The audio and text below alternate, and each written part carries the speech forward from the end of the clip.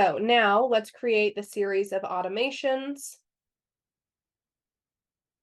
for this scheduler.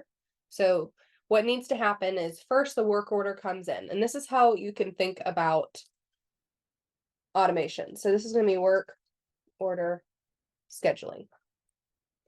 So when a form is filled out, but which form? When the form is the work order form, we're going to send. Here's a good way to think about this. Get really familiar with all the different options. When you first start, you might not use this search action a whole lot because you're still getting to know what's available inside of automations. But as you build automations, you'll be able to search them. So external communication, this is anything going out to the client or out somewhere else, okay? Any kind of affiliate obviously is affiliate. CRM, that this is anything internal. Right, so whether it's adding a contact tag, so we need to do that. Let's go ahead and add a tag. If you already have tags, they'll show here. If not, you can just type and hit add tag, work order needed, add tag, save. And then I always recommend, see how this says add tag? You can name this action. It makes it a lot easier when you need to come in and edit these later. You know exactly which box to click on to edit which item that you need. The other thing that you might consider is adding an if-then condition, right? Because we have work orders, but what if that work order is an urgent one, right? What then? So first we need to send a notification, an internal notification, and let's send a text, and we're going to send it to particular users. It's going to go to Ben, and it's going to say, hey, Ben, custom values. This inserts any of the information that we have. Now, if we don't have that information, it will just not show up, right? So if I put, if for some reason we didn't have the person's first and last name, which we do because it's on the form, and this automation starts with the form submission, but let's say that we didn't, it would just say, hey, Ben, just turned in a work order. Okay, so if you make something optional on a form and somebody doesn't fill it out and you have the custom field in a message going somewhere, it is not going to fill that information in. It will just be blank. So keep that in mind whenever you're building these things out. I recommend you use most of the things that you use here need to be required in the form. Okay, so hey Ben, contact just turned in a work order. Please review the details below. We're going to say address, contact user, this is going to be their address, and then we're going to do contact city, and then we're going to do contact. We don't need to do the state.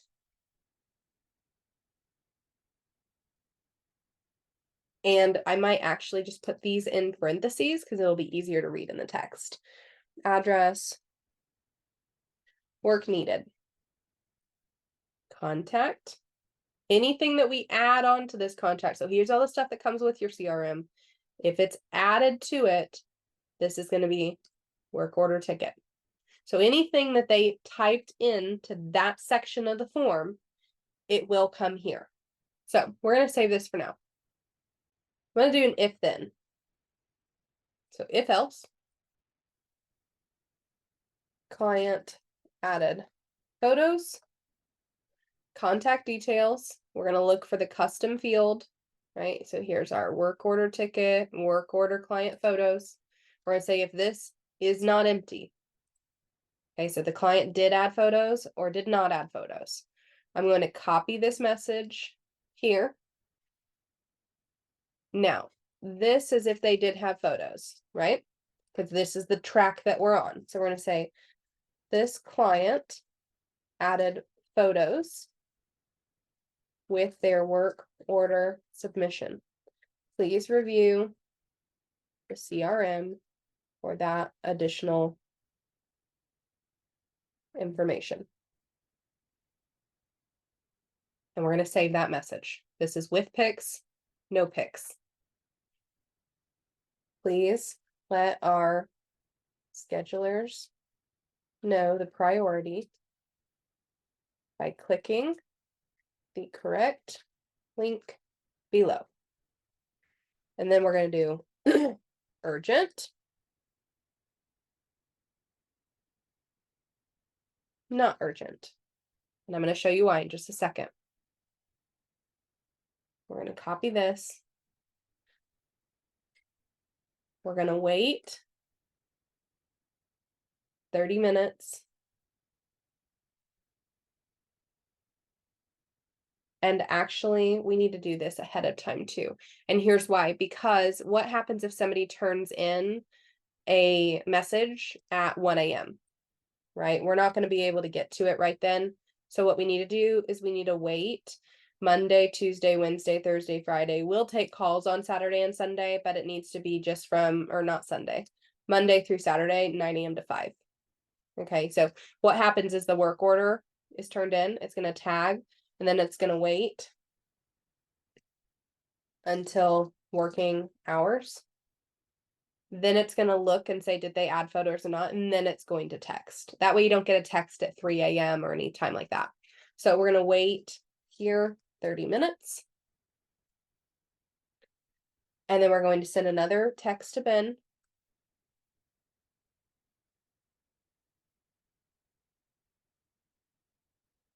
Now that you've had time to review, remember, if you don't put the customer's name, you're not going to know who it's talking about. Work order photos. Please let our schedulers know the priority by clicking the correct link below.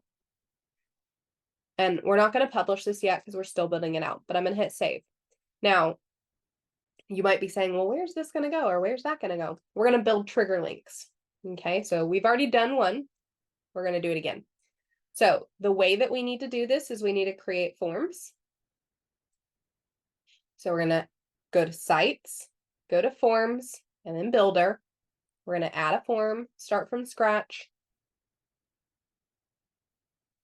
Then we're going to add the text. We don't need to actually fill the information out, because once the nice thing is once the forms are put into automations, there's less and less client data that you need, because the system knows, because it's tracking the messages. The system knows what contact this action is tied to, right? So first, let's go ahead and name our form. And this is going to be a non-urgent work order. We don't need to worry about the message this time because we're not even adding a button. Thank you for letting us know. Thank you for letting us know that this work order is not urgent. Our schedulers will get the client on the calendar shortly. Okay, I don't like the 40 font, so we're going to make it smaller. We're going to make it go all the way across. And I'm going to actually capitalize this. We're going to bold it as well. And then we're going to save. Okay, so this is our non-urgent. We're going to integrate. We're going to copy the form link. Let's go make our trigger link. So we're going to go back out to marketing, trigger links. We're going to add. This is non-urgent work order. We're going to paste that link we just created. We're going to wait for that link to pop up. Okay, now we're going to go make our urgent work order. So we're going to save some time here. We're going to just duplicate this. Take out the non, take out the copy. Now we don't even have to name it. It's already going to be named. And now we're going to click on the text. And I'm going to make all of that capital. So I'm going to do bold is urgent. Save. Integrate. Copy. Done. We're going to go back. Marketing. Trigger links. Add a link. Urgent. Work order. All right. So notice those forms don't have anything for us to fill out. It's just creating a URL for us to create a trigger link. So now we're going to come back into here. And then we're going to come into our messages, right? Here's message number 1. Urgent. See this little trigger link? There's our urgent work order. And now non-urgent. We're going to save it. Do the same thing over here. Urgent, non-urgent. Easy peasy. Now we're going to wait. And this time we're going to wait until a trigger link is clicked. We're going to wait for this one or this one. Okay, and then we are going to do a timeout of 2 days, because remember we said we would get the client scheduled or a message back to them within 2 days. Now you might be saying, well, what happens here? Because we're building on here. Because of this particular automation, once this text is out, it needs to go back to here because they follow the same path. So we're actually going to add, if you scroll all the way down here to the bottom, there's a little go to. We're going to hit save and go to where? Go to here once it's done. All right, internal text. This is follow up text after photo review. And this is what? Wait for trigger link or 2 days. Again, the more you name them, the easier it is to see what's going on in your automation. Now we're going to do an if else, right? Because we told it we need to wait until this happens. If else. So what are the ifs? One is it can be an urgent work order. And that would mean that the event that happened is this trigger link. The trigger link is urgent, was clicked. The second option is it's a non-urgent work order. And that's going to mean the event of the trigger link being clicked is non-urgent, right? What's the third option? Nobody clicked the trigger links. So we're just going to hit save because here is no trigger links were clicked, right? That means that nobody followed up. So what happens at that point? We need to send a notification, but maybe this time we send it to somebody else or somebody and somebody, right? So if we do particular user, we're going to text Ben again. We're going to say, hey, Ben, we still have not scheduled customer's name because we have not received your classification back yet. Please click the correct link below. Urgent, non-urgent, urgent,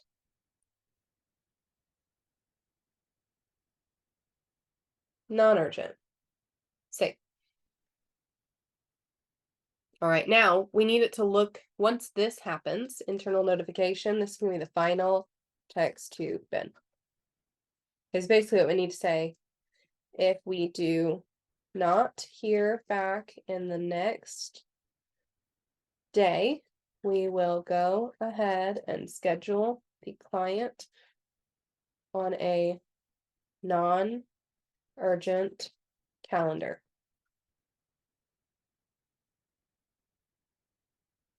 Okay, so now you might be saying, well, then what?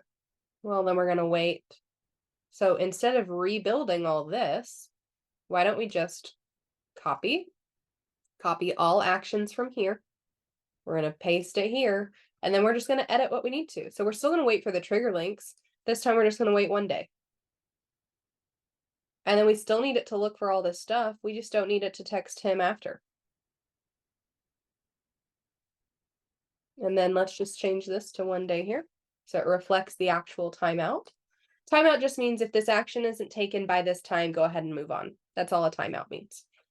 All right, so now you can see how complicated this automation's getting, but we want it to do a lot of different things. We want it to have our back, and we want it to do the most of the heavy lifting for us, right? So that's what the computer's doing. We're telling the computer what we need it to look for so that it's only giving us the information that we need so that we can process the action. We don't need all the information.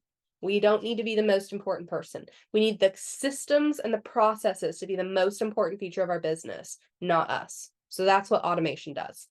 Now, right, so let's add a staff member. Let's add a scheduler. So for now, it's just going to be Ben because we haven't added the staff in yet. But let's add the bin admin, right? So this is an urgent work order. We have an urgent work order calendar. So once the trigger link, right, this is waiting. And then if it comes here, it means that Ben told the system, this is a urgent work order. So what needs to happen is immediately a message needs to go out. And really, this one can go out directly to the client. The client can book their own appointment because it's still going to give us a 4-day notice. So we're going to hit this plus button here.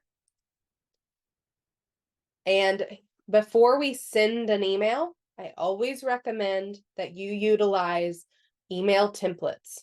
And the reason being is if we create an email in here, if we hit send email and we type a message here, and then anything with this message needs to change, we have to come find every single one of these individual emails in every single one of these automations. Where instead, if we come to marketing and we hit templates and we create an email template, we can use for designer or code, or you can hit new and you can do email marketing templates. And then you can just kind of look at what different options there are. So let's look at some of the home service ones. Then I might still just start from scratch. Let's use this one. We're going to hit continue. It's adding the template into our system.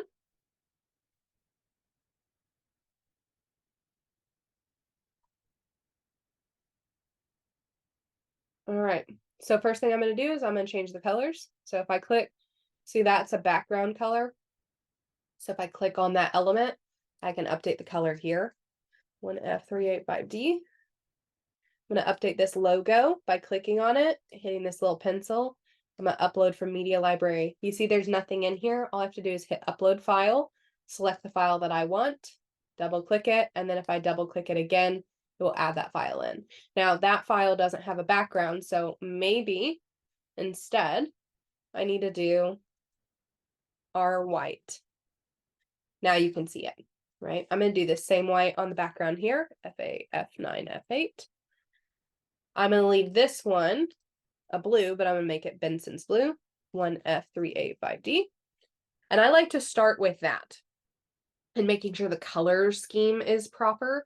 You can also update the image size by dragging here, or you can do it by going here. So let's take that back out. See, it's 500 by 200.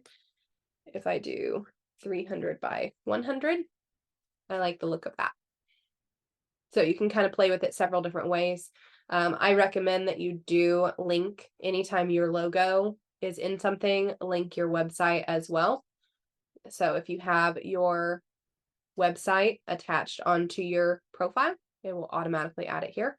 And then just for SEO purposes, get in the habit of anytime there's alternative text. That just means that it's handicap friendly for the images. You want to add it here. So we're going to put Benson's home care.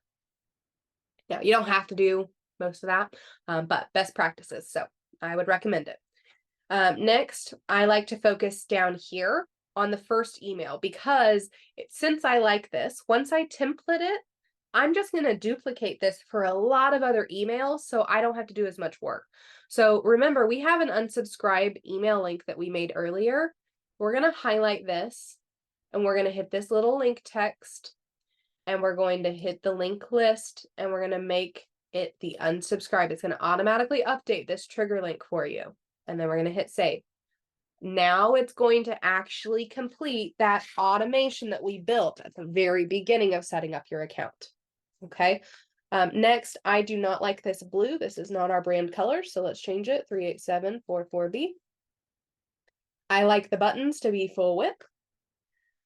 And let's see, this font, I'd prefer it to be big. And let's schedule my service. So now we're going to change the message. Again, I'm going to use ChatGPT. I'm going to say, we need to draft an email to our client. This email will go to them after they have turned in a work order. And our team has reviewed it and marked it as urgent.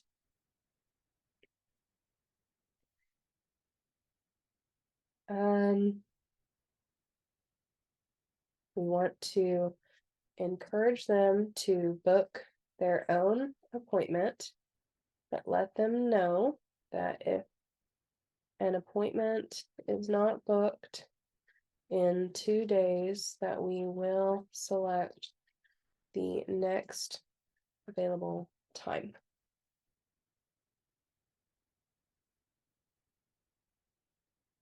Okay, while that is working, let's go ahead and save. Again, remember, if it's flashing up here, it's not saved.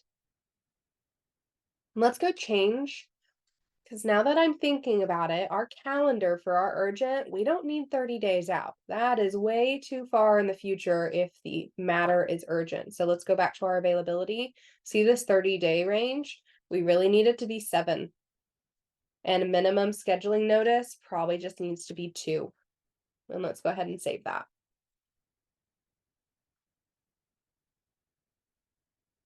And let's make it 10 scheduling days. All right. We're going to go all the way to customizations and hit save. The other thing that you might consider doing is right here on the urgent one, we might actually want to accept payments eventually. We still need to connect our payment gateway, but once that was connected, we could actually accept a deposit for urgent meetings. So let's go back to our marketing. Let's go back to our emails and then templates. And let's click, you can click on the name or you can click on the pencil here. I like clicking on the name. All right, ChatGPT is done. Here's our subject. So we're going to copy that. When we go back to DallowryFlow, you see these 3 dots in the corner here. I recommend you always, always, always fill all 3 of these spots out at a minimum, right? So we're going to go account. This is just who the business is from the business email. Or let's do this, copy, paste. From the business name, from the business email, and here's the email subject. And the reason why is when you put it into automation, you don't have to fill that information out every time you use this email. It's already done. You already know what the email is about. So it's already done. Next, let's go ahead and copy here. And we're going to paste here. Now, I don't like the size of that font. It's very small, so let's bump it to 16. Dear, we need to take this out and replace it with our information. So we're going to click on these 3 little dots. And this little thing, basically, it looks like it's filling out the line for you. That's because it's filling out the line for you. We're going to do first name. So, dear contact, we hope this message finds you well. We have received your recent work order and have identified it as an urgent. I would capitalize this and I would bold it and underline. Urgent based on the nature of the request. Our team has reviewed your request and is ready to promptly address the issue to ensure your home's continued comfort and safety. To expedite the process, we encourage you to take advantage of our convenient online booking appointment system. By scheduling your appointment directly, you have the flexibility to choose a time that works for you best. Simply follow the link below to secure your preferred time. So we can add the appointment calendar here. So we're going to save. We're going to go grab that appointment calendar, right? So we're going to go back. We're going to go to calendars. Now, remember, we're just working in the urgent calendar, a very specific calendar. So we're going to come find that specific calendar. We're going to hit the 3 links and we're going to hit copy scheduling link. We're going to go back to our emails and that's what we're going to dump in. So we're going to click here. And I'm going to type words. Right, so I'm going to do bold and underline, book, appointment. Now, some people will read and some people just skip to the buttons at the bottom. So you kind of want both options available. While we have this link copied, we're also going to put it here. So we're going to click on the button. Here's our link URL. We're going to paste it. Okay. Please note that if an appointment is not booked within 2 days, we're going to put from today. And we're going to put the date in, which is really cool. So we can do custom value right now. And we can choose the time, the whatever. So we're going to do, let's do month, day, year. Okay. That way it says from today, and the date's going to be on the email anyways, but this just covers us a little bit more. We will proceed to select the next available time for you. We understand the urgency of your request and want to ensure that your needs are met in a timely manner. Thank you for entrusting Benson's with your home maintenance needs. Our team is dedicated to providing you with the efficient and reliable service. If you have any questions or require further assistance, please don't hesitate to reach out to our customer support team at, this is going to be that account phone number. We don't need them to reach out to the email. We look forward to serving you and resolving your maintenance needs promptly. Best regards. This is going to be contact user full name. And then it's just going to say Benson's Home Care. All right, so there is our email. It's going to automatically add all this information in. Now we don't need this image, so I'm just going to hover. I'm going to hit delete, and then I'm going to save. So there's our email. We need to rename it.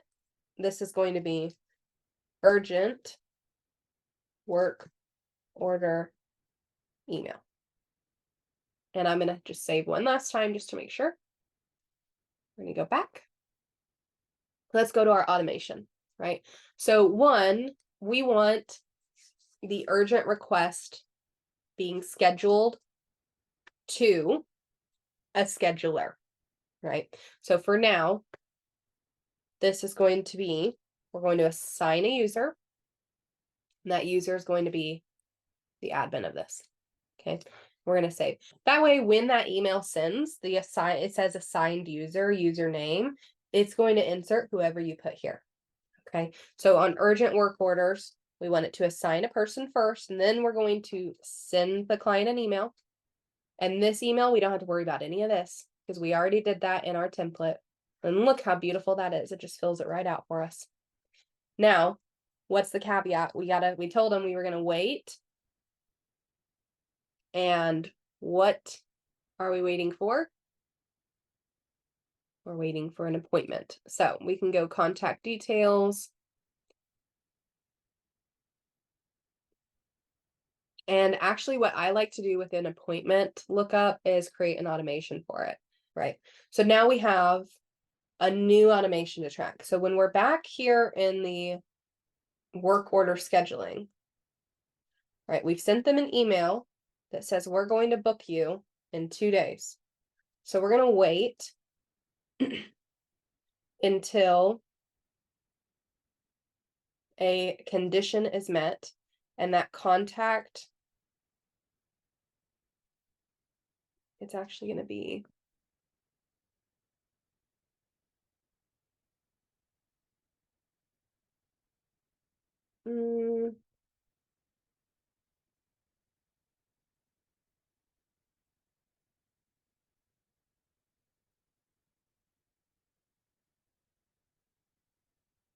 let's just do a straight time delay.